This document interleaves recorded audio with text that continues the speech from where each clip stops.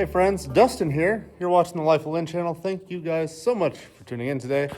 I know it's been a while since I've posted, like 3 months. Sorry in advance. It's things have gotten weird and things have gotten crazy, and we got a lot of stuff going on.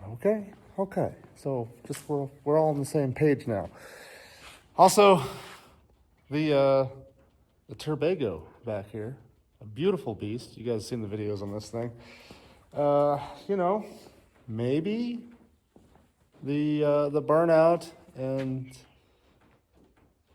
spirited driving on the 13,000-pound brick was a bad idea, okay?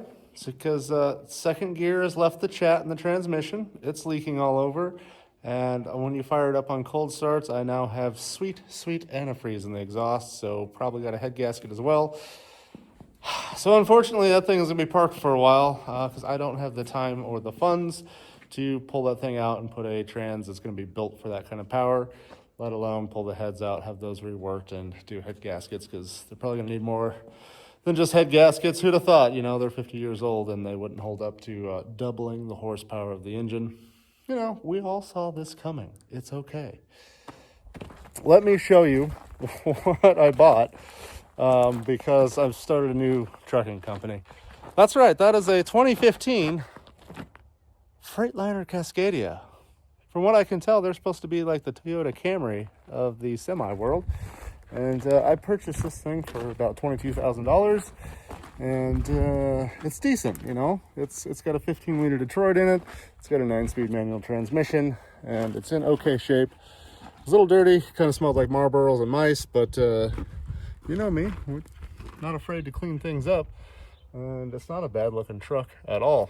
Now, you guys might be asking, Dustin, why did you start a trucking company? That seems like a horrible idea. Rates are low. The market's just flooded, and people aren't buying as much stuff, so freight's been going cheap. And I thought, I see you, I hear you, and that's been true for the last couple of years. But ever since about September, October-ish area of 2025, shipping rates started going back up.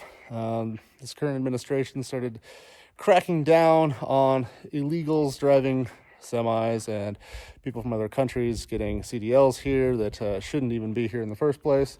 And they're really stepping up their rules with CDL schools, making sure they can't run CDL mills where they're just giving people the stamp of approval and getting them their commercial driver's licenses and getting them on the road without them actually being, properly educated for this kind of job.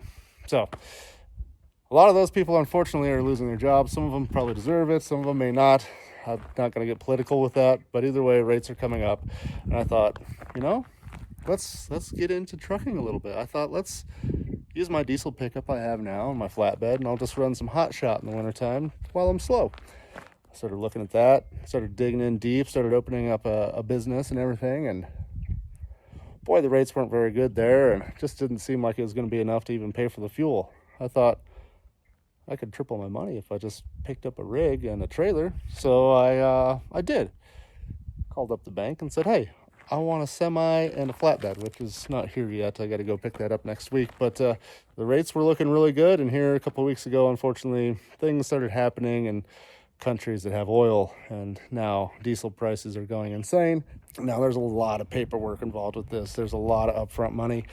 So, I've applied all of my documents and everything, got my USDOT, my MC authority, and my commercial insurance, which is a whole nother scam. Trust me, $1,500 a month just to have one of these. I get it.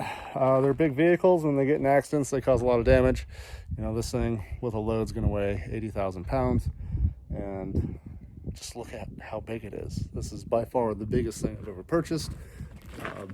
Me, I like my motorhomes and my big trucks, but this is a big truck, and she's got tons of power. 15-liter Detroit, putting out. This one's tuned up a little bit, me. A little over 500 horsepower, about 2,000 foot-pounds of torque, going through an Eaton 9-speed. It's got a lot of nice little features, a lot of stuff for an owner-operator, such as myself. And we're going to be up and operational in about 2 weeks, so. Anyway, that's the update on everything that's going on. Let me show you the truck real quick. Let's get a little inside tour. Guys, I apologize for all the talking in this one. I just really wanted to catch you all up because a lot of people have been asking where I've been at. But here's our truck. Yeah, not bad. Like I said, had to scrub the marbles out of it. Took me 3 days of shampooing the seats and literally every surface in here, and then thoroughly scrubbing everything down. But it smells pretty good now. You know, it's in pretty good shape. Nothing's too broken in here. You know, considering this was a truck for a fella for a while. Not bad. Yeah, owner-operator package. Dual opening windows on both sides. It's got the, what's that, button tuft or diamond whatever, fake leather. That is a bunk bed that folds down, so super cool. Can bring the kids with me on a trip if I want to. Right now, working on trying to get my 12-volt refrigerator mounted in there.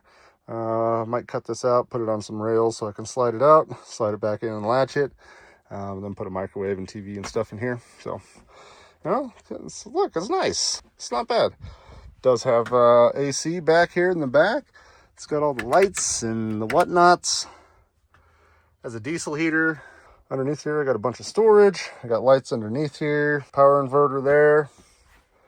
And here's our dash. We even got a Bluetooth radio and a CB that doesn't work, but I'll get that replaced because I definitely want that out for the road. All in all, not too bad. I'm pretty excited about this purchase. Feel like it was reasonable, but you guys let me know down in the comments. Let's fire her up, huh? Let's give her a little tickle of throttle.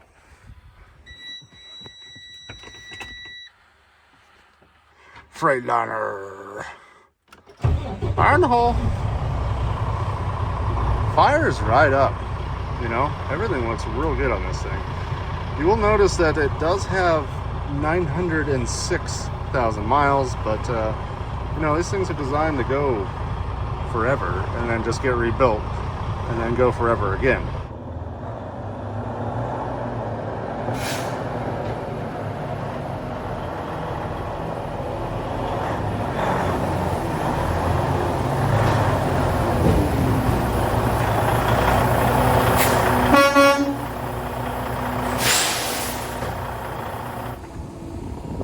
Good chilly morning, friends.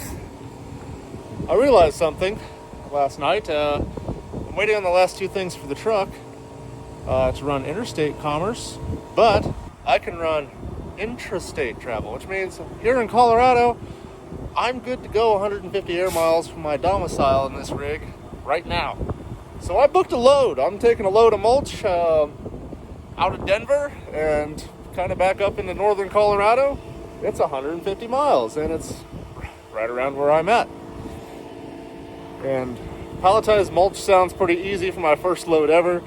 So I booked it and I said, okay, here's your Raycon. And yeah, I'm doing my pre-trip and I'm going to get on the road. But it's chilly today. So wish me luck. I'll show you how it goes. Well, friends, I'm really doing it. I'm trucking today. That's right. Running across the beautiful Colorado plains. It's going pretty well. It's a little journey. It's 150 miles. Not a big deal. And then basically back. And all I'm hauling is palletized mulch. So knock on wood. It goes pretty well. About 10 miles. Turn left.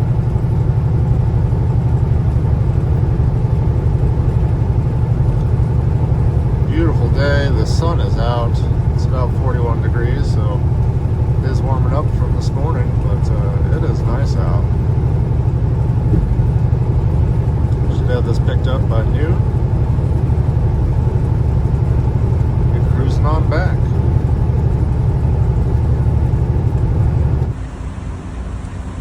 The mulch and forklifts for miles. Oh. There's all the trucks waiting. All the way over there. I think they're loading down there somewhere. More mulch. More trucks. Busy day here.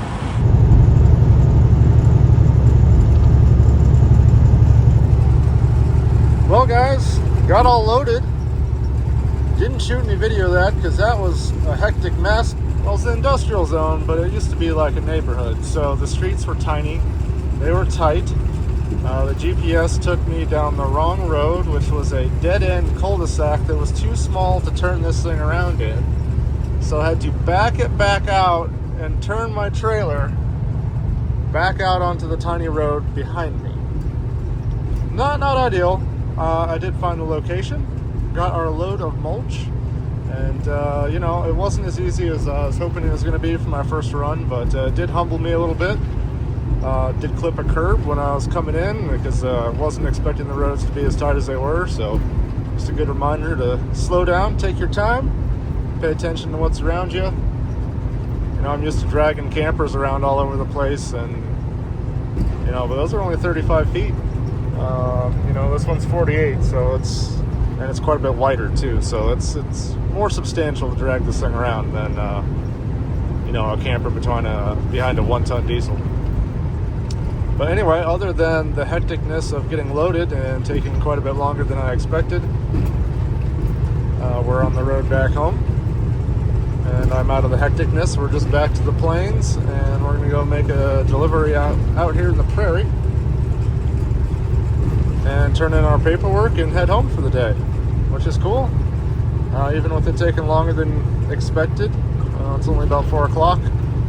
I should be there in the next 30 minutes or so, and then I'm out of here. So just a solid day's work. If you guys are interested, I know some people want to know, well, how much does it cost to start up?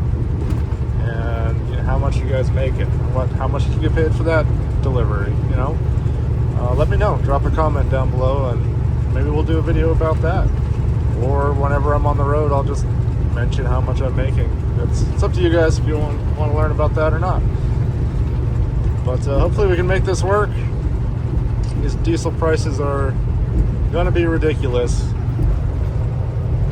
Burned almost half a tank today, and that's going to be a few $100s, so kind of bummer there, but we're making money still. I'll let you know when I get unloaded, and we'll debrief for the day, see how it went. Well, friends, a couple days later, and it's actually gone pretty well so far. Actually, I have 3 loads in the truck already. Had a pretty good paying one the other day, $900 to drive 220 miles. I mean, that's pretty cool. Granted, I had to drive like 100 miles with nothing to go pick it up, but it all worked out in the end, and of course, we made money, but the expenses are still rolling in. For instance, there's a couple minor things on the trailer that I went to go get fixed, and that turned into replacing airbags and cutting steel out and replacing it, and it's going to be gone for a couple days, so I won't be making money, and B, it's going to cost a couple $1,000s to have those done. But you got to stay up on maintenance, stay up on safety, especially, government's going to be watching you as you're out there on the road, and obviously you want to be safe if you're carrying 80,000 pounds in a 70-foot long missile. So we're going to be safe, and it's going to cost us some money, but that's okay, because we're going to be out there making some. Guys, just cleaning up the truck a little bit. Ended up getting some custom-made door decals done. And, I won't show you guys the whole decal because it has a little bit too much personal information on it. But truck's going really well. I haven't had to stay in it overnight or anything because I'm only going a couple 100 miles away. But I do have all of my licenses and permits and filled out this thing, filled out that thing, and all that stuff. So that's going pretty well. It's definitely going to be a bit of a money pit, but it's going to be a money maker at the same time.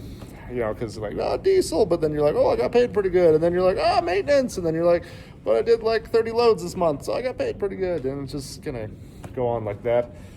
If you guys are truckers, let me know. Give me some industry secrets here.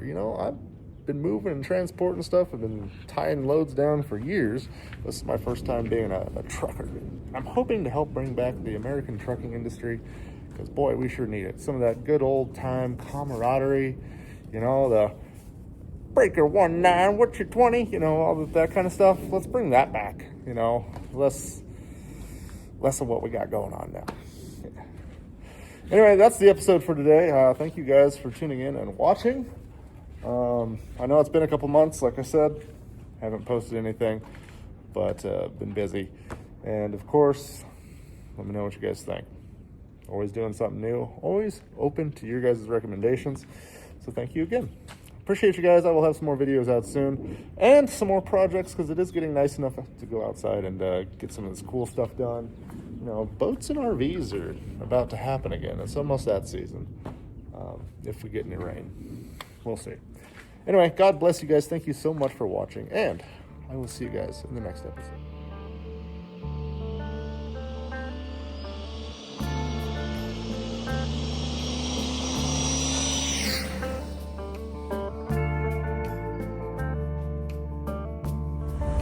Holy smokes, I'm next. Just got that guy with a couple straps. That guy's getting loaded, but I'm gonna go right there. It's coming up, finally. After all the waiting. Feel sorry for all the guys back there.